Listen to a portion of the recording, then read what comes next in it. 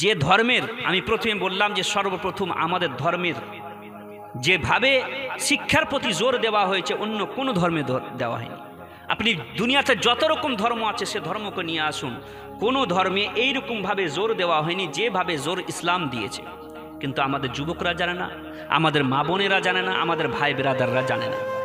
আল্লাহ রসুল সাল্লাল্লাহু আলাইহি ওয়াসাল্লাম, আমার প্রথম প্রশ্ন, যে ধর্মের সর্বপ্রথম বাণী, সর্বপ্রথম হুকুম শিক্ষা নিয়ে গবেষণা নিয়ে আল্লাহ রসুল সাল্লাল্লাহু আলাইহি ওয়াসাল্লামের প্রতি যে সর্বপ্রথম যে কোরআনের কারীমের যে আয়াতটি নাজিল হয়েছিল সেটা ছিল ইকরা বিসমি রাব্বিকাল্লাযী খালাক খালাকাল ইনসানা মিন আলাক ইকরা ওয়া রাব্বুকাল আকরামুল্লাযী আল্লামা বিল কলম আল্লামাল ইনসানা মা লাম ইয়ালাম।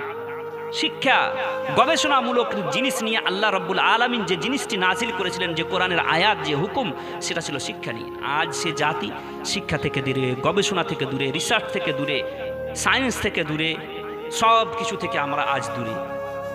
তাহলে বলুন আমরা কিভাবে উন্নতি করব? রাসূল বলছেন তালাবুল ইলমি ফারিজাতুন আলা কুল্লি মুসলিম, প্রত্যেক মুসলমানের প্রতি শিক্ষা অর্জন করা ফরজ। নিজে নিজে ভাবেন, ফরজ আদায় করেছেন তো না করেননি? আল্লাহ রসুল বলছেন উতলুবুল ইলমা মিনাল মাহদে ইলাল লাহদ, মায়ের কোল থেকে নিয়ে কবর পর্যন্ত, মানে জীবনের পুরো জীবনটাই। আল্লাহ রসুল সাল্লাল্লাহু আলাইহি ওয়াসাল্লাম বলছেন জ্ঞান অর্জন করো কোথা থেকে? মায়ের কোল থেকে নিয়ে কবর পর্যন্ত। আজ আমাদের ছেলেরা গ্র্যাজুয়েশন কমপ্লিট করে নিলে, MA BEd করে নিলে, বা কোনো সরকারি চাকরি পেয়ে মনে করছে আর বোধহয় আমাদেরকে পড়তে হবে না। এখনকার মৌলবীরাই আমাদের সম্মুখে কিছু নয়, দুপাতা বাংলা বই পড়ে নিয়ে বিশাল বড় শিক্ষিত মনে করছে নিজেকে। আর 25 বছর, আমি নিজে 20 বছর পড়াশোনা করেছি মাদ্রাসা লাইনে, তবে গিয়ে মওলানা হয়েছে, আজকে আপনাদের সম্মুখে বক্তব্য দিচ্ছি। আর মনে করি না যে পাড়ায় পাড়ায় মিলাদ করা বক্তা আমরা, না, আমরা এই খেড়ে বসা থেকে নিয়ে 7 স্টার পর্যন্ত আমরা থাকি। জাহাজেও যাই আমরা, প্লেনে যাই বক্তব্য দিতে, আর খেড়ে বসেও আমরা কখনো কখনো খানা খেয়ে নিই আমাদের রাঢ় দেশের যেভাবে অঞ্চলে। আমরা গোটা দুনিয়ার বিভিন্ন কালচারের সাথে মিশেছি, 200-200-র অধিক বিভিন্ন দেশের ছেলেদের সাথে, ছাত্রদের সাথে মিলামিশা করে দেখেছি। সব জায়গাতে মুসলমানদের অধঃপতনের, সব জায়গায় মুসলমানরা অধঃপতনের শিকার। সেটা হচ্ছে একটাই কারণ, সেটা হচ্ছে যে মুসলমানদের ঐক্যবদ্ধতা নেই। মুসলমানরা আজ রাসূল করিম সাল্লাল্লাহু আলাইহি ওয়াসাল্লামের আদর্শ সুন্নাতকে পিছিয়ে ফেলে রেখে আজ গোটা দুনিয়াতে মুসলমান অসহায়। গোটা দুনিয়ার কাছে আজ আমরা পিছিয়ে পড়া জাতি, লাঞ্ছনার শিকার, অপমাননার শিকার। রাসূল করিম সাল্লাল্লাহু আলাইহি ওয়াসাল্লাম বলেছেন উতলুবুল ইলমা মিনাল মাহদি ইলাল লাহদ, মায়ের কোল থেকে নিয়ে কবর পর্যন্ত তোমরা শিক্ষা অর্জন করো, জ্ঞান অর্জন করো। আজ আমাদের দেশের দেখুন শিক্ষার দিক দিয়ে সবচাইতে পিছিয়ে আছি আমরা।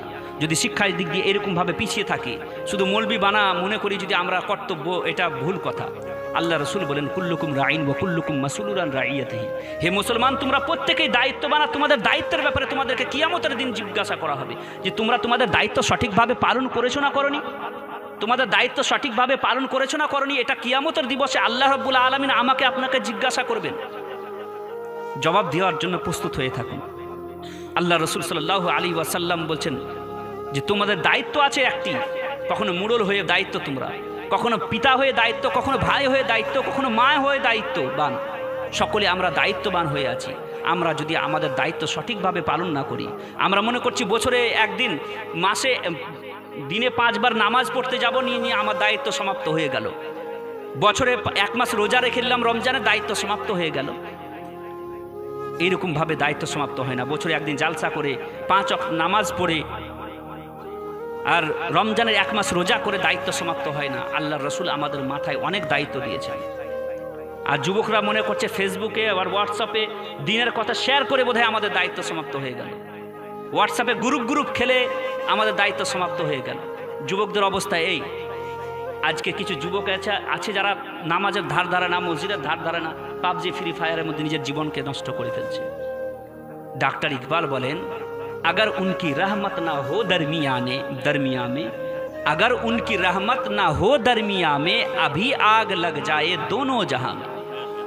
যদি আল্লাহ রব্বুল আলমিনের রহমত না হতো, আল্লাহ রসুল সাল্লাল্লাহু আলাইহি ওয়াসাল্লামের আল্লাহ রব্বুল আলমিনের রহমতের নবী যদি আমরা না হতাম, আল্লাহ রসুলের রহমত যদি গোটা বিশ্বের মধ্যে ছড়িয়ে না থাকতো, তাহলে আল্লাহ রব্বুল আলমিন কওমে আদ, কওমে সামুদ, যেমন আদ, সামুদ, নমরুদ, ফেরাউন জাতিকে যেমন আল্লাহ রব্বুল আলমিন গজব নাজিল করে শেষ করে দিয়েছেন, অনুরূপভাবে উম্মতে মুহাম্মদীকেও শেষ করে দিতেন। আপনি একবার নিজের আমলের দিকে চিন্তা করুন, যে আমাদের আমলের দিকে একবার তাকিয়ে দেখি যে আমরা আমাদের আমলের দিক থেকে আমরা কত দূর এগিয়ে। আমরা আমলের দিক দিয়ে যদি আমরা দেখতে যাই, তাহলে আমরা আমলের দিক দিয়ে সবচাইতে বেশি পিছিয়ে।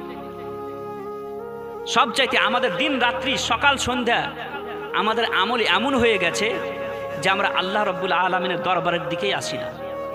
তাহলে বলুন, আল্লাহ রব্বুল আলমিনের দরবার থেকে মান্না সালওয়া নাজিল হবে? আপনি মনে করছেন যে ফারিস্তা আসবে আমাদেরকে বাঁচানোর জন্য, এটা ভুল কথা। আপনি মনে করবেন ইমাম মেহেদি হয়তো এসে আমাদেরকে বাঁচাবে, এটা ভুল কথা। যদি আমরা কওম কি হায়াত উনকে তাখায়ুল পে মওকুফ, জাতির উন্নতি এবং অবনতি তাদের চিন্তাধারার মাইন্ডসেটের প্রতি বিশ্বাস ডিপেন্ড করে। যে জাতির চিন্তাধারা যত উন্নত সে জাতি তত উন্নত। যেমন আজকের আপনাদের যুবকদের চিন্তাধারা কত উন্নত, আলহামদুলিল্লাহ, যে তারা এত সুন্দর একটি কাজ করেছে, যে একটা সুন্দর একটি ট্রাস্ট কায়েম করেছে, যে আমাদের ভারতের মুসলমানদের একটাই শুধু চিন্তাধারা, কোনোরকমভাবে আমাদের সন্তানদেরকে মানুষ করব, কোনোরকমভাবে আমাদের সন্তানরা একটা যে কোনোভাবে চাকরি পাবে, আর চাকরি যদি না পায় তাহলে রাজমিস্ত্রির ঠিকাদারি করবে, আর ক্লার্কের চাকরি যে কোনোভাবে পেয়ে নিবে। আমাদের যুবকদের একটাই ইচ্ছা, যে কোনোভাবে বিয়ে করে নিলাম, বিয়ে করার পর এমএড বিয়ে করে কোনোরকম সরকারি স্কুলে, প্রাইমারি স্কুলে ক্লার্কেরই সাহি চাকরি একটা পেয়ে নিব, সুন্দর একটি বউ হবে, দুটো সন্তান হবে, একটি বাড়ি হবে, বাস লাইফ সেট, আর কিছুর দরকার নেই। এই যদি হয়, তাহলে এই চিন্তাধারা নিয়ে যদি কোনো যুবক চলে, কোনো জাতি চলে, তাহলে সে জাতি কোনোদিন টিকতে পারে না, সে জাতি কোনোদিন বাঁচতে পারে না, সে জাতি তাড়াতাড়ি শেষ হয়ে যাবে, সে জাতির অস্তিত্ব পৃথিবীর বুকে থাকবে না। ডক্টর ইকবাল বলেন, नहीं तेरा नशे मन कसरे सुल्तानी के गुंबद पर तू शाहीन है बसेरा कर पहाड़ों की चट्टानों में। হে জাতি, হে মুসলমান যুবক, তোমাদের জায়গা চাকরি করা তোমাদের জায়গা নয়, তোমাদের জায়গা ক্লার্কগিরি করা নয়, তোমার জায়গা রাজমিস্ত্রি করা নয়, তোমার জায়গা রাস্তা ঝাড়ু দেওয়া নয়। তোমার জায়গা কি? তোমার জায়গা হচ্ছে ডিএম হওয়া, কাউন্সিলর হওয়া, তোমার কাজ হচ্ছে অ্যাম্বাসেডর হওয়া, তোমার কাজ হচ্ছে জাতিকে নেতৃত্ব দেওয়া, বিশ্ব নেতৃত্বের মডেলের আসনে তোমাকে বসা, জাতির অধিনায়ক হওয়া, জাতির নায়ক হওয়া তোমার কাজ। তুমি সন্তুষ্ট হয়ে যাচ্ছ সামান্য কিছুতে। তাহলে এই চিন্তাধারা নিয়ে কোনো জাতির যুবক যদি চলে, সে জাতি কোনোদিন টিকবে, কোনোদিন টিকবে না। কোনো জাতির উচ্চতা এবং সে জাতির উত্থান ও পতন যুবকদের হাতে ডিপেন্ড করে। যে জাতির যুবকরা সমাজ সুষ্ঠু করার জন্য, ইসলামকে ছড়ানোর জন্য যে জাতির যুবকরা এগিয়ে আসবে, সে জাতিকে কেউ থামাতে পারবে না। সে আজ যুবকদের অবস্থা, হায় আল্লাহ, সুবহানাল্লাহ, আজ যুবকদের অবস্থা এমনই, আমি বলবো কি আর, যুবকদের অবস্থা এই সারা রাত সোশ্যাল মিডিয়ার মাধ্যমে সারা রাত জীবন অতিবাহিত করছে। আল্লাহ রব্বুল আলমিনের দরবারে আসা তো দূরের কথা, আল্লাহ রব্বুল আলমিনের নাম শুনে মুখ ফিরিয়ে চলে যাচ্ছে। আজান দিচ্ছে যখন, তখন হেডফোনটা কানে বেশি করে গুঁজে দিচ্ছে। ফ্রি ফায়ার, পাবজি, খাওয়া দাওয়ার পর দরজা বন্ধ করে অর্ধ উলঙ্গ নগ্নতা মধ্যে সোশ্যাল মিডিয়ার মাধ্যমে সারা রাত্রি অতিবাহিত করছে। সারা রাত 2টা-3টা পর্যন্ত কোটি কোটি টাকার মতো দামি সময়কে, কি মূল্যবান সময়কে কি করছে, নষ্ট করে ফজরের আজানের সময় কাছাকাছি যখন হচ্ছে, মোবাইলটাকে বালিশের নিচে রেখে দিয়ে ঘুমিয়ে পড়ছে। রাত 10টার সময় মানহুসের মতো উঠছে। উঠার পরে হুজুর আলা হযরত আজিমুল বরকত মুজদ্দিদ দ্বীন ও মিল্লাত বলেন, दिन लहू में खोना तुझे, शब सुबह तक सोना तुझे, शर्म नबी खौफ खुदा ये भी नहीं वो भी नहीं। दिन सारा दिन তুমি কি লাহু লাইভ খেলকুদের মধ্যে জীবনটা অতিবাহিত করলা মুসলমান। সারা জীবন তুমি সারা সকাল থেকে সন্ধ্যা পর্যন্ত সারা জীবনটা তুমি কি করলে, 70 বছর 60 বছর 80 বছর বয়স পেয়ে সারা জীবনটা তুমি কি করে খেলকুদের মধ্যে কাটিয়ে দিলা। दिन लहू में सोना तुझे, शब सुबह तक सोना तुझे, শর্মে নবী খৌফে খোদা ये भी नहीं वो भी नहीं। আল্লাহ রব্বুল আলমিনের দরবারে যে কি মুখ দেখাবো এটাও ভয় নেই। আল্লাহ রব্বুল আলমিনের সামনে যে আজাবের সম্মুখীন হব এটারও ভয় নেই। আর রাসূল করিম রউফুর রহিম সাল্লাল্লাহু আলাইহি ওয়াসাল্লামকে যে কি মুখ দেখাবো এটারও লজ্জা নেই। আমাদের যুবকদের অবস্থা এই যে রাসূল করিম সাল্লাল্লাহু আলাইহি ওয়াসাল্লামের আদর্শকে ত্যাগ করে দিয়ে, হুজুর সাল্লাল্লাহু আলাইহি ওয়াসাল্লামের সুন্নাতকে ছেড়ে দিয়ে, হুজুর সাল্লাল্লাহু আলাইহি ওয়াসাল্লামের আদর্শ সুন্নাতকে ছেড়ে দিয়ে আজ আধুনিকতার মধ্যে নিজের গা ভাসিয়ে বেড়াচ্ছে। আর তারই মধ্যে নিজের সফলতাকে খুঁজে বেড়াচ্ছে। রাসূল করিম রউফুর রহিম সাল্লাল্লাহু আলাইহি ওয়াসাল্লাম বলেন, লা তাত্তাবিউন্না মান কানা ক্বাবলাকুম হাজওয়ান নাল বিন নাল। হে আমার মুসলমানেরা, হে আমার মুসলিম উম্মতরা, তোমরা এক সময় ইহুদ ও খ্রিস্টানের তোমরা কি করবে? তোমরা পদে পদে অনুসরণ করবে। সাহাবারা আজ করলেন, ইয়া রাসূলুল্লাহ, সেদিন কি আমরা কম হব? রাসূল করিম সাল্লাল্লাহু আলাইহি ওয়াসাল্লাম বলেন, লা বাল আনতুম ইয়াউমাইজিন কাসীর, বরং সেদিন তোমরা অনেক বেশি হবে। সেদিন তোমাদের পরিমাণ হবে বিপুল পরিমাণ, অনেক বেশি হবে, কিন্তু তোমাদের কোয়ান্টিটিতেও অনেক বেশি হবে, সংখ্যাতেও অনেক বেশি হবে, কিন্তু তোমাদের মধ্যে ঈমানি জজবা তোমাদের মধ্যে কমে যাবে। তোমাদের মধ্যে কোয়ান্টিটি বেশি হবে, কিন্তু কোয়ালিটি তোমাদের কমে যাবে। শীতের সময় এখন, এই শীতের সময়তে কি হয়, মাঠে ঘাটে গাছপালার পাতাগুলো যখন পড়ে যায়, রাস্তাঘাট আমাদের ভর্তি হয়ে যায়, নদী নালাগুলো, বাড়ির পাশে ড্রেনগুলো ভর্তি হয়ে যায়। মনে হয় যে কত না বেশি পাতা পড়ে আছে, আবর্জনা পড়ে আছে। কিন্তু আল্লাহ রাব্বুল আলামিনের তরফ থেকে যদি সামান্য পরিমাণে একটু বৃষ্টি হয়, বা সমস্ত খড়কুটোগুলোকে যদি একত্রিত করে মাপা হয়, তো দেখা যায় 5 কুইন্টাল বা 7 কুইন্টাল হবে, এর চাইতে বেশি হবে না। কিন্তু দেখতে মনে হয় অনেক বেশি, কিন্তু আল্লাহ রাব্বুল আলামিনের তরফ থেকে একটুকু বৃষ্টি যদি নেমে আসে, তাহলে সবকে ধুয়ে মুছে নিয়ে চলে যায় নদীর ধারে। আল্লাহ রাসূল বলছেন, তোমাদের হবে হাল এইরকম। সেদিন তোমরা অনেক পরিমাণে হবে, পরিমাণে তোমরা অনেক বেশি হবে, কিন্তু তোমাদের দিলে যে ঈমানি জজবা আছে, সেই ঈমানি জজবা আর থাকবে না। এমনকি তোমাদের অবস্থা এইরকম হবে, যদি ইহুদ ও খ্রিস্টানরা কোনো সাপের গর্তের মধ্যে ঢুকতে যায়, তো তোমরাও সাপের গর্তের মধ্যে ঢুকতে যাবে। আর মনে করবে যে ইহুদ ও খ্রিস্টানরা যেহেতু সাপের গর্তের মধ্যে ঢুকেছে, তো সাপের গর্তের মধ্যে ঢুকাতেই মনে হয় আমাদের সফলতা আছে। ইহুদ ও খ্রিস্টানরা আজকে প্যান্ট নাভির নিচে থেকে নামিয়ে দিয়েছে, আমাদের ছেলেরাও নামিয়ে দিয়েছে। ইহুদ ও নাসারা আজ কি করেছে, দোপাট্টা মহিলারা অর্ধ উলঙ্গতাকে বেছে নিয়েছে, মুসলিম মহিলারাও আজকে অর্ধ উলঙ্গ নগ্নতাকে বেছে নিয়েছে। আজকে মুসলমান যুবকদের অবস্থা এই, ইহুদ ও খ্রিস্টানরা রেস্টুরেন্টে গিয়ে, বিভিন্ন বারে গিয়ে, ঘুরতে গিয়ে, নিজের কি বলে, এটা সামাজিক মাধ্যম, তার জন্য বলতে বাধ্য হচ্ছি, কেউ খারাপ মনে করবেন না, নিজের সাথে গার্লফ্রেন্ডকে নিয়ে গিয়ে কি করছে, ছবি তুলে সোশ্যাল মিডিয়াতে দিচ্ছে। সেটাকে দেখে আমাদের মুসলমানদের কিছু নাবালক যুবকরা নিজের বউকে নিয়ে গিয়ে সেলফি তুলে ফেসবুকে সোশ্যাল মিডিয়ার মাধ্যমে দিচ্ছে। শর্মে নবী খৌফে খোদা ইয়ে ভি নেহি ও ভি নেহি। আল্লাহ রব্বুল আলামিনের দরবারে যে কি মুখ দেখাবে, রাসূলের সামনে যে কি মুখ দেখাবে, এটারও ভয় নাই। আযাবের যে সম্মুখীন হতে হবে, এটারও ভয় নেই। বউ একটা প্রাইভেট জিনিস, সে প্রাইভেট জিনিসকে প্রাইভেটে রাখতে হয়। আল্লাহ রব্বুল আলামিন পর্দার হুকুম দিয়েছেন, সে পর্দার জিনিসকে, মা বোনকে পর্দার মধ্যে রাখতে হবে। কিন্তু এই নাবালক যুবক নিজের স্ত্রীকে প্রদর্শন করাচ্ছে গোটা বিশ্ববাসীর সম্মুখে, দেখো আমার বউটা কত সুন্দর। না মিন যালিক, এই হচ্ছে আমাদের যুবকদের অবস্থা, আমাদের সমাজের যুবকদের অবস্থা। বলুন, এই অবস্থা যদি কোনো জাতির যুবকদের হয়, যে জাতির যুবকদের মধ্যে যদি আল্লাহ এবং তার রাসূলের ইশক এবং মহব্বত, তার সুন্নত না থাকে, বলুন সে যুবকদের দ্বারাতে কিছু আশা করা যায়? আপনি মনে করছেন যে আমাদের দায়িত্ব সমাপ্ত হয়ে গেল? না, আমি ধন্যবাদ জানাই আজকের এই গ্রামের যুবকদেরকে, যারা এত সুন্দর একটি কাজ করেছে। আল্লাহ রাব্বুল আলামিন কিয়ামত পর্যন্ত এই ট্রাস্টকে যেন বাঁচিয়ে রাখেন, গোটা বিশ্ব বা বিশ্ব মোড়লের আসনে যেন, ইউনাইটেড নেশন পর্যন্ত এই ট্রাস্ট যেন পৌঁছে যেতে পারে। সকলে বলুন আল্লাহুম্মা আমিন।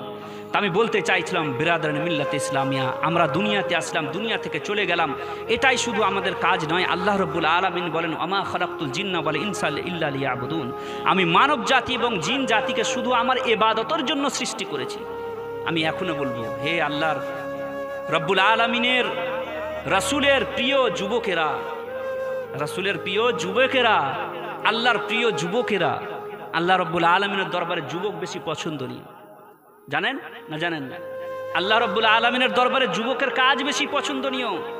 বুড়া বয়সে হাঁটতে পারে না, বসতে পারে না, সঠিকভাবে সিজদা দিতে পারে না, ওই ইবাদতটা বেশি গ্রহণযোগ্য হবে না? রক্ত যখন গরম আছে, যে সমাতে কি হয়ে যাবে, শয়তান পেছনে পেছনে দৌড়ে বেড়াচ্ছে, সেই সমাতে সবকে ত্যাগ করে আল্লাহ রাব্বুল আলামিনের দরবারে সিজদা দিবেন, সেই সিজদাটা বেশি গ্রহণযোগ্য হবে। কোন জিনিসটা আল্লাহ রাব্বুল আলামিনের দরবারে? শেষ বয়স, বুড়া বয়স, সব কাজকে শেষ করে দিয়ে তো আল্লাহ রাব্বুল আলামিনের দরবারে তো আসবেই। দেখছে যে আর কোনো কাজ নাই, বেটা বিটির বিহা দিয়ে দিয়েছি, তারপরে কি দিয়েছি, চাকরি পেয়ে গেছে বেটা, এবার বাড়ি বিল্ডিং বানিয়ে দিয়েছি, সব শেষ, এবার আমার কাজ আর নাই, এবার উমরা করে আসবো বা হজ করে আসবো, তারপরে মসজিদেই পড়ে থাকবো। এটা দেবে তো আসবেই ও। আর যখন রক্তর গরম, যখন সে গোটা দুনিয়াকে কি করতে পারে, হাতের মুঠোয় নিয়ে যেতে পারে, গোটা দুনিয়াকে নিজের শক্তি দ্বারা কাঁপিয়ে দিতে পারে, ওই সময় সে যদি সব দিককে বাদ দিয়ে আল্লাহ রব্বুল আলামিনের দরবারে সিজদা করে, তাহলে বলুন সেই সিজদার দাম কত হবে। যুবকদের আমি তো এটাই বলবো, হে আমার মুসলিম যুবকেরা, এখনো সময় আছে, আল্লাহ রব্বুল আলামিনের দরবারে ফিরে আসুন।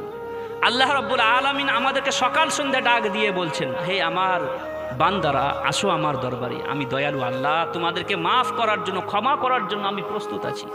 সকালে সন্ধ্যা করেছো, সকালে গুনাহ করেছো, রাত্রিবেলায় রাত্রে গুনাহ করেছো, সকালবেলায় এসে শুধু আমার দরবারে এসে একবার কান্না করো, একটা সিজদা করো, সিজদা করে শুধু খালি একটুকু অশ্রু ঝরাও। আল্লাহ রসুল সাল্লাল্লাহু আলাইহি ওয়াসাল্লাম বলেন যে কোনো ব্যক্তি সারা জীবন গুনাহ করেছে, সারা জীবন গুনাহ করার পর সে বিশাল বড় গুনাহগার, গুনাহ করার পর কেউ যদি আল্লাহ রব্বুল আলামিনের দরবারে এসে দুইটি সিজদা করে, 2 রাকাত নামাজ পড়ে সিজদা করে, যদি সে কান্নাকাটি শুরু করে এবং কাঁদতে পারে না, সে ব্যক্তি নিজের চোখের এক কোণায় মশা অথবা মাছির মাথা পরিমাণ যদি অশ্রু নিয়ে আসতে পারে, আল্লাহ রব্বুল আলামিন বলছেন আমি সেই বান্দার জীবনের সমস্ত গুনাহকে আমি মাফ করে দেব। একবার আসো তো আমার দরবারে। আল্লাহ রব্বুল আলামিন বলেন, ইয়া আইয়ুহাল ইনসান মা গাররাকা বিরব্বিকাল কারীম, হে মানুষ, হে আমার বান্দারা, কোন এমন জিনিস তোমার সম্মুখে আছে, কি এমন জিনিস পেয়েছো? সামান্য 20,000 22,000 টাকার মোবাইল পেয়ে তুমি তোমার মহান রব্বুল আলামিনকে ভুলে গেলে? শুধু সামান্য একটি গেম পেয়ে তুমি তোমার প্রতিপালককে ভুলে গেলে? শুধু তুমি ফোনে কথা বলে তুমি তোমার প্রতিপালককে ভুলে গেলে? কোন এমন জিনিস তোমার সম্মুখে আছে যে জিনিসটা পেয়ে তুমি তোমার দয়ালু মুনিবকে দয়ালু মুনিবের দরবার থেকে তুমি নিজের সম্পর্ক নষ্ট করে দিলে? আল্লাহ রব্বুল আলামিন সকাল সন্ধ্যা আমাদেরকে ডাক দিয়ে বলছেন, আসো বান্দা আমার দরবারে, আসো আমার বান্দা দরবারে। আল্লাহ রসুল সাল্লাল্লাহু আলাইহি ওয়াসাল্লাম বলেন, কোনো মানুষ যদি আল্লাহ রসুল সাল্লাল্লাহু আলাইহি ওয়াসাল্লাম বলছেন যে আমরা একজন মায়ের ভালোবাসাকে যদি গোটা পৃথিবীর বুকে বন্টন করি, তাহলে বন্টন করলেও কিন্তু একজন মায়ের ভালোবাসা শেষ হবে না। হবে গো? হবে না। একজন মায়ের ভালোবাসা এমনই ভালোবাসা, গোটা পৃথিবীতে যদি বন্টন করি তবুও শেষ হবে না। আল্লাহর রসুল বলছেন ওই রকম 70 মায়ের চাইতে বেশি আল্লাহ আমাদেরকে বান্দাদেরকে ভালোবাসে। বলুন সে দয়ালু আল্লাহ কত কষ্ট পাবেন যখন নিজের বান্দাকে জাহান্নামে প্রবেশ করাবেন। চিন্তা করুন, সে দয়ালু আল্লাহ আমাদেরকে ডাকছেন, বান্দা আজ না হয় কাল, কাল না হয় পরশু হয়তো আমার দরবারে আসবে।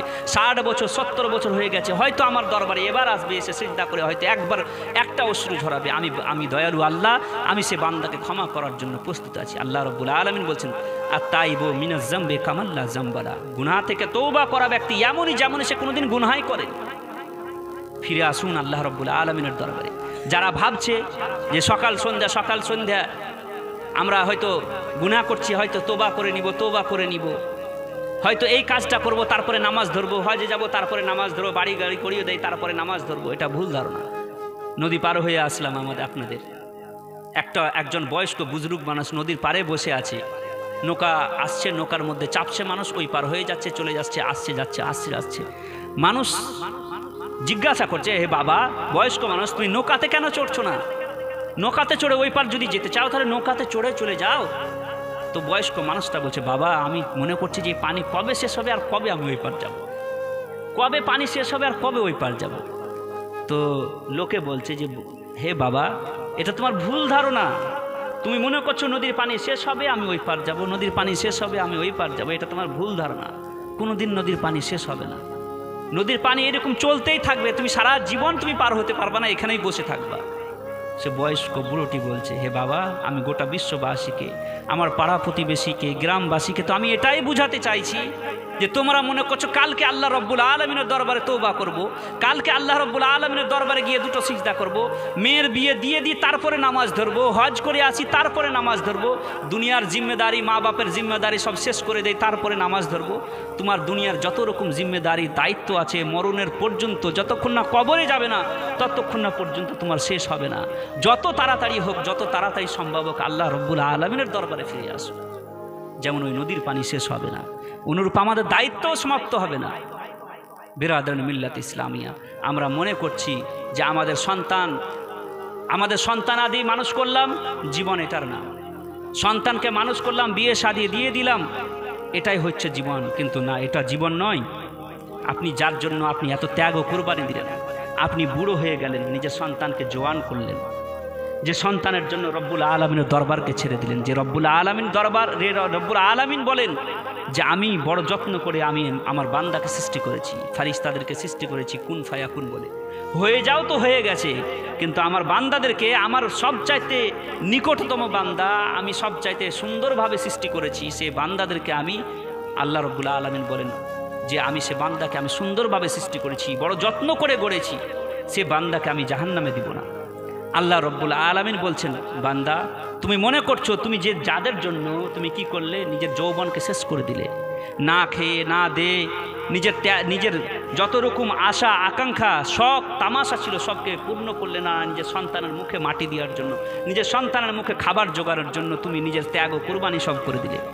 আল্লাহ রব্বুল আলামিনের দরবারের দিকে আসলে না, নামাজ পড়লে না, রোজা করলে না, হজ এবং জাকাত দিলে না, যাদের জন্য তুমি নামাজ ত্যাগ করলে সব তাদের জন্য বাড়ি গাড়ি জায়গা জমি করে দিলে, এক সময় জীবনে তোমার এমন আসবে যে সে সময় তোমার সন্তানেরা তোমাকে ছেড়ে দিবে, ঘরের সুতা তোমাকে বারান্দায় করে দিবে। যে সন্তানের জন্য তুমি ত্যাগ কুরবানি দিলা, নিজে বয়স্ক হয়ে গেলা, বুড়ো হয়ে গেলা, নিজের মাথার ঘাম পায়ে ফেলে তুমি মানুষ করলা, সে সন্তান সন্ধ্যাবেলায় আসবে অফিস থেকে, স্কুল থেকে, চাকরি করে, একবারও তোমার দিকে তাকিয়ে দেখবে না, ঘরের ভিতরে ঢুকে গিয়ে নিজের বউ বাল বাচ্চার সাথে সুখ করবে। আর তুমি ঘরের বাইরে তার চেহারাকে দেখার জন্য তুমি তোড়পিতে থাকবা, তোমার পোতা পতিনের মুখ দেখার জন্য তোড়পিতে থাকবা। তুমি যে সুন্দরভাবে বাড়ি বানিয়েছিলে, এসি লাগিয়েছিলে, সে ঘরে ঢোকার জন্য তোমার জানটা মনটা তোড়পিতে থাকবে। এমন অবস্থা জীবনের এমন আসবে, তুমি প্যারালাইসিস হয়ে যাবা। তোমার সন্তানরা, তুমি বিছানায় হয়তো পায়খানা পেশাব করবা, তোমার সন্তান কখনো কখনো না খেয়ে কাপড় লাগিয়ে তোমাকে হয়তো উঠাবে বসাবে, হয়তো মুনিশ দিয়ে কখনো উঠাবে বসাবে। এরকম হয়েছে, আমি দেখেছি, আমার চোখে দেখা। বিশাল পয়সাওয়ালা মানুষ, বিশাল টাকাওয়ালা মানুষ, জমি জায়গার কোনো নাই, কমি নাই, একজন সন্তান সৌদিতে পড়ে আছে, একজন দুইটা সন্তান দুইটাই সৌদিতে পড়ে আছে, একজন ওখানে বিয়ে করেছে, একজন ওখানে বিয়ে করেছে, নিজের স্ত্রী নিয়ে নিজের ব্যস্ত। আর এই বুড়া বুড়িকে দেখার কেবল লোক নাই। সন্তান সেই সমস্ত ধন সম্পদ নিয়ে কি কবরে যাবে? কবরে যেতে হলো না, যেতে পারলে না, সম্পদ পড়েই থাকলো। যাদের জন্য এত সম্পদকে বাঁচিয়ে রেখেছিল সব দুনিয়াতেই পড়ে থাকলো। আল্লাহ রব্বুল আলামিন বলছে, বান্দা তোমার জীবনে আমি সারা জীবন তোমার প্রতি করুণা করলাম, দয়া করলাম, এহসান করলাম, তোমার জন্য গোটা পৃথিবীকে সাজালাম, আমি গোটা পৃথিবীর সব কিছু তোমার জন্য বানালাম, যা কিছু পৃথিবীতে আছে সব তোমার জন্য আমি সৃষ্টি করলাম। মাঠের মধ্যে ধান কেটে ফেলে রেখে আসলাম, আমি আল্লাহ জগিয়ে রাখলাম, তোমাকে সুন্দরভাবে তোমার খাবার সারা বছরের জোগালাম, তোমাকে চাকরি দিলাম, তোমার সন্তানদেরকে চাকরি দিলাম, সুন্দর বউ বাল বাচ্চা দিয়ে তোমার প্রতি দয়া করলাম, করুণা করলাম, এহসান করলাম। সেই আমার এহসানকে তুমি ভুলে গেলে, সে দয়ালু আল্লাহকে তুমি ভুলে গেলে। আজকে যে তোমার সন্তানরা তোমার প্রতি নির্যাতন করছে, তোমার সন্তানরা হয়তো ঘর থেকে বাইরে করে দিল, তুমি প্যারালাইসিস হয়ে গেলা, এবার তুমি তাদের চেহারা দেখতে পাচ্ছ না, তুমি কারোর সাথে কথা বলতে পারছো না, তোমার সন্তানরা নাকে কাপড় লাগিয়ে তোমাকে ঘর থেকে বাইরে থেকে পায়খানা থেকে বাইরে করছে, তুমি নিজের বিছানাতে পায়খানা প্রস্রাব করছো, নিজের জীবনকে তুমি বড়ই কঠোর মনে করতে লেগেছো। এখন মনে করছে আল্লাহ তুমি মৌত দিয়ে দাও, মরণ দিয়ে দাও, হে আল্লাহ আমার মৌত দিয়ে দাও, আমাকে আর এই দুনিয়াতে থাকতে ভাল লাগে না। ওই সময় যে বান্দা তোমাকে আমি মৃত্যু দিব, এটাও আমার তোমার প্রতি করুণা। ওই সময় যদি তোমাকে আমি মৃত্যু না দিই, মরণ না দিই, তাহলে বলো বান্দা তুমি কি করবে? তুমি আমার কিছুই করতে পারবে না। সারা জীবন তোমার প্রতি আমি করুণা করেছিলাম, দয়া করেছিলাম, এখন যে তোমাকে মরণ দিব, এটাও আমার তোমার প্রতি দয়া হবে, করুণা হবে। যারা মনে করছি আমরা সন্তানকে মানুষ করে দিলাম, এবার জান ভরে খাট ভরে মরবো, জান ভরে আমরা মরবো, যারা মনে করছেন তারা বোকার স্বর্গে বসবাস করছে, তারা বোকার স্বর্গে বসবাস করছে। তারা জানে না যে কবরের আযাব যে কত ভয়ঙ্কর। আল্লাহ রাসূল বলছেন, যদি এই যে মরা মানুষকে আমরা কাঁধে করে নিয়ে যাই, যদি জানতো যে মরা মানুষ কিভাবে চিল্লায়, তো মানুষ কাঁধে দিত না, মানুষ কাঁধ দিত না।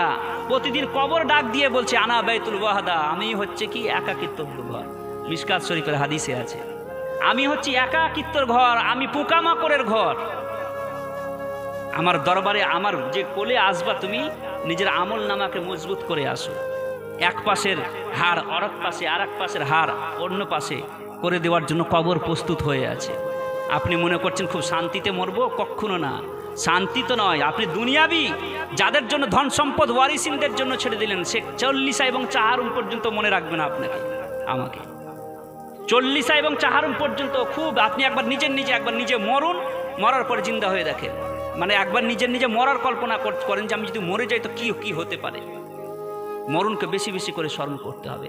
আল্লাহ রব্বুল আলামিন বলছেন যে হে আমার বান্দা, তুমি মনে করছো তোমার প্রতি আমি ওই সময় মওত দিয়ে তোমার প্রতি আমি করুণা করছি, দয়া করছি। তারপরে কুকুর, ছাগল, ভেড়া, মোষ মরেছিল, তাকে কি করা হয়েছিল? নদীর ধারে ফেলে আসা হয়েছিল, মাঠে ফেলে আসা হয়েছিল। তুমি তো আমার দরবারে 70 বছর 80 বছর কাটিয়েছো, আমার দরবারে একটাও সিজদা দাওনি, তবুও আমি বলিনি যে আমার বান্দাকে ওই কুকুর ছাগলের মতো পায়ে দড়ি বেঁধে মাঠের মধ্যে ফেলে আসো। আমি এরকমও হুকুম দিই।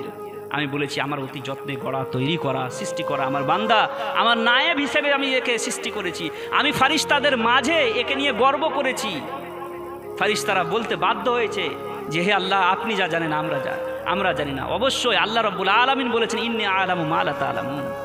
আল্লাহ রব্বুল আলামিন বলছেন আমি সেখানেও ছেড়ে দিনি বান্দা, তারপরেও তোমাকে কি করেছি? 4 জনকে কাঁধে নিয়ে প্রোটোকল সহকারে তোমাকে আমি কবরস্থানে নিয়ে গেছি, এমন তোমার সম্মান করেছি। কাবা শরীফের ইমামও যদি থেকেছে তো সে পিছে থেকেছে, তোমার লাশকে আগে রেখে আমি তোমাকে সম্মান জানিয়েছি। এইরকম সম্মান করে আল্লাহ রব্বুল আলামিন আমাদের দয়ালু মুনিব আমাদেরকে সকাল সন্ধ্যা আমাদেরকে ডাক দিয়ে বলছেন হে বান্দা, আসো আমার দরবারে, আসো আমার দরবারে, আমি দয়ালু আল্লাহ তোমাকে ক্ষমা করার জন্য প্রস্তুত আছি। সে দয়ালু আল্লাহ ছেড়ে আমরা কোথায় চলে যাচ্ছি? কোথায় আমরা দয়ালু আল্লাহ রব্বুল আলামিনের দরবার ছেড়ে কোথায় চলে যাচ্ছি? আসি আমরা সকলে মিলে আল্লাহ রব্বুল আলামিনের দরবারে আমরা তওবা করি। আজকে মুসলমানদের বাড়ির অবস্থা, আল্লাহ রব্বুল আলামিন আজ থেকে প্রায় 1300 বছর পূর্বে রোমান এম্পায়ার যে জিনিসটি মুসলমানদের বিজয়ের রহস্য উদ্ঘাটন করেছিল, সেটা আজ মুসলমানদের ঘরে ঘরে। সেই সময় রোমান এম্পায়ার যে মুসলমানদের বিজয়ের রহস্য যেটা উদ্ঘাটন করেছিল, সেটা ছিল এই যে মুসলমানরা রাত্রে বেলায় আল্লাহ রব্বুল আলামিনের দরবারে কান্নাকাটি করে, আর দিনের বেলায় আল্লাহর দ্বীনকে জিন্দা করার জন্য কি করে? জিহাদ করে। এই দুইটি জিনিস থেকে মুসলমানকে বিরত রাখতে হবে। আর সেই যুগ থেকে শুরু হয় পর্নোগ্রাফি, যুবকরা ভালোভাবে জানে। সেই যুগ থেকে সৃষ্টি হয় মুসলমানদের ঘরে ঘরে। আজকে দেখুন, আজকে মুসলমানদের ঘরে ঘরে টিভি মিডিয়া আজ ঢুকে গেছে, স্টার জলসা আর সোশ্যাল মিডিয়া ঢুকে গেছে। আজ রাত্রি 11টা পর্যন্ত 12টা পর্যন্ত মুসলমানদের ঘরে আর কোরআন তেলাওয়াতের আসুর আর শুনতে পায় না। ছোটবেলায় যখন রাস্তা দিয়ে যেতাম, বাড়ির কোঠা থেকে কোরআনের তেলাওয়াতের সুর আসতো। এখন আর মা বোনদের কোরআন তেলাওয়াতের সুর আর পাওয়া যায় না। আল্লাহ রাব্বুল আলামিনের এই দ্বীনের উম্মতদের ঈমান এমন মজবুত ছিল, এদেরকে দ্বীন থেকে ভটকানোর জন্য আজকে কি করা হয়েছে? মুসলমানদের ঘরে ঘরে আজকে টিভি ভিডিও ভরে দেওয়া হয়েছে। একসাথে বেটা বিটি, জামাই বউ, বাল বাচ্চা নিয়ে একসাথে সবাই মিলে, শ্বশুর শাশুড়ি সবাই মিলে আজ উলঙ্গ অর্ধ উলঙ্গ নর্তকীদের নাচ দেখতে আজ মুসলমানরা ব্যস্ত। বলুন, ওই রকম জাতির প্রতি আল্লাহ কোনোদিন না রহম করবেন না। আমি প্রথমে বলেছি একটি শের ডাক্তার ইকবালের, কি মোহাম্মদ সে ওয়ফা তूने तो हम तेरे हैं, ये जहाँ चीज़ है क्या लौह कलम तेरे हैं। হে মুসলমান জাতি, তুমি যদি আল্লাহ রসুল সাল্লাল্লাহু আলাইহি ওয়াসাল্লামের সাথে যে ওয়াদা করেছিলে, সে ওয়াদা যদি সঠিকভাবে পালন করো, তাহলে আল্লাহ রব্বুল আলামিন তোমার হাতে কলমও দিয়ে দিবেন, আর তোমার হাতে রেজিস্টারও দিয়ে দিবেন। কলম ওটাকে বলা হয় যে কলমের দ্বারাই মানুষের ভাগ্য লেখা হয়, আল্লাহ রব্বুল আলামিনের দরবারে আছে। আর সে রেজিস্টার, যে রেজিস্টারের দ্বারাই মানুষের ভাগ্য লিপিবদ্ধ করা হয়, আল্লাহ রব্বুল আলামিন তোমার হাতে দিয়ে বলবে হে বান্দা, তুমি তোমার ভাগ্য তুমি নিজেই লেখো। তোমার ভাগ্য ওয়াশিংটনে বসে কেউ লিখবে না, তোমার ভাগ্য গ্রেটার ইসরায়েলে বসে মুসলমানদের ভাগ্য নির্ণয় করবে না, আর আমেরিকার হোয়াইট হাউসে বসে মুসলমানদের ভাগ্য নির্ণয় কেউ করবে না, আর দিল্লির পার্লামেন্টে বসে মুসলমানদের কি খাবে, কি পড়বে, কিভাবে নামাজ পড়বে, এটা কেউ নির্ণয় করবে না। মুসলমানদের ভাগ্য মুসলমানরা নিজেই লিখবে। আমরা যতই দোষ দিই বিভিন্ন সরকারের প্রতি, আমি তো এটাই বলি, ওয়ালা তাহিনু ওয়ালা তাহজানু ওয়া আনতুমুল আ'লাউনা ইন কুনতুম মুমিনিন। হে মুসলমান, তোমরা চিন্তা করো না, ভাবনা করো না, তোমরাই পৃথিবীতে জয়লাভ করবে যদি তোমরা মুমিন হও, মুসলমান হও। হুজুর হাফিজে মিল্লাতের অমিয় বাণী যে হে মুসলমান, তোমরা অর্ধ রুটি খাও, নিজের সন্তান সন্ততিদেরকে পড়াও, লেখাও, মানুষ করো। আজকে যে ট্রাস্টি হয়েছে, এই ট্রাস্টের মাধ্যমে সকলে মিলো নিজের পাড়া প্রতিবেশীর মধ্যে প্রতিবেশীকে শিক্ষার দিকে বেশি জোর দিন, সকলে মিলে একটি সুন্দর সমাজ, সুন্দর পাড়া, সুন্দর গ্রাম প্রতিষ্ঠা করুন। রাসূলের সুন্নাত মোতাবিক জীবনযাপন করার চেষ্টা করুন এবং বিশেষ করে বড় বড় জালসা করার দরকার নেই, এইরকম ছোট ছোট মেহফিল করুন। বিশাল বড় বড় জালসা করে বাংলাদেশ থেকে, আমেরিকা থেকে, লন্ডন থেকে বক্তা নিয়ে এসে জালসা করার দরকার নেই। একটা বক্তা নিয়ে আসবেন, জান ভরে শুনবেন, আর কথা যেগুলা মানে সমাজের জন্য প্রয়োজন ওই কথাগুলো শুনবেন। নিয়ে জাতিকে কিভাবে, মানুষকে কিভাবে আল্লাহর দিকে আল্লাহমুখী করা যায় ওই সমস্ত কথা শুনবেন। নিয়ে সমাজের মধ্যে ওই সমস্ত গরিব, অসহায়, দুস্থ ছেলে মেয়ে, যারা মেধাবী ছাত্র, যারা পড়াশোনা করে বিভিন্ন কলেজ ইউনিভার্সিটিতে অ্যাডমিশন নিতে পারছে না, এই ট্রাস্টের মাধ্যমে কম করে বছরে 10টা ছেলেদেরকে ভালো ভালো কলেজে অ্যাডমিশন করান ইনশাআল্লাহুল আজিজ। কারণ ওই ছেলে যখন কালকে সে বড় কলেজ থেকে পড়ে একটি বড় অফিসার হয়ে যখন আসবে, সে তখন কি করবে? সমাজের জন্য কাজ করবে। এই সমাজের দ্বারাতে এই ট্রাস্টের মাধ্যমে যারা বড়, হয়তো কেউ ইঞ্জিনিয়ারিং পাস করে আসলো, কেউ বিএড এমএড পাস করে আসলো, ওই সমস্ত ছেলেদেরকে একদিন বছরে ডেকে তাদেরকে বেশি নয় 20 টাকার ফুল, 10 টাকার একটি মালা দিয়ে তাদেরকে বরণ করে নেন। দেখবেন কালকে যখন সে পাস করে আসবে, বড় কোনো অফিসার চাকরিজীবী হয়ে আসবে, তখন সে ট্রাস্টের জন্য কিছু না কিছু করবে। আর নিজের বাপের সম্পদ থেকে 20 বিঘা জমি বিক্রি করে সে যদি এমবিবিএস ডাক্তার হয়ে আসে, তাহলে আপনি মনে করবেন যে আমাদের গ্রামের ডাক্তার আর আমাদেরকে দেখে না, আমাদের ট্রিটমেন্ট করে না। এটা ভুল ধারণা হবে। কারণ সে নিজে ইনভেস্ট করেছে, নিজের বাপের 20 বিঘা সম্পত্তি বিক্রি করে এমবিবিএস ডাক্তার হয়েছে। আপনার ফ্রি চিকিৎসা কেন করবে? আপনার ফ্রিতে আপনার কেস কেন লড়বে? ফ্রিতে আপনার সমস্যার সমাধান কেন করবে সে? তো মুআজ্জাজ সামিনে কেরাম, বলা অনেক আছে, তো শেষে এই কথা বলতে চাই, আধি রুটি খাও, বাচ্চাকে পড়াও, নিজের সন্তানদেরকে উচ্চশিক্ষায় শিক্ষিত করুন। বাড়ি, বিল্ডিং, জায়গা, জমি কিছুই বানাতে হবে না, একবেলা না খেয়ে থাকুন, কিন্তু নিজের ছেলে মেয়েদেরকে উচ্চশিক্ষায় শিক্ষিত করে বড় বড় দপ্তরে, বড় বড় জায়গায় পৌঁছান। এই সংক্ষিপ্ত কথা বলে আমার বক্তব্য এটি। বলা এবং ভাষার মাধ্যমে হয়ে থাকে ভুল ও ত্রুটি ক্ষমা প্রার্থী। ওমা আলাইনা ইল্লাল বালাগ। আসসালামু আলাইকুম।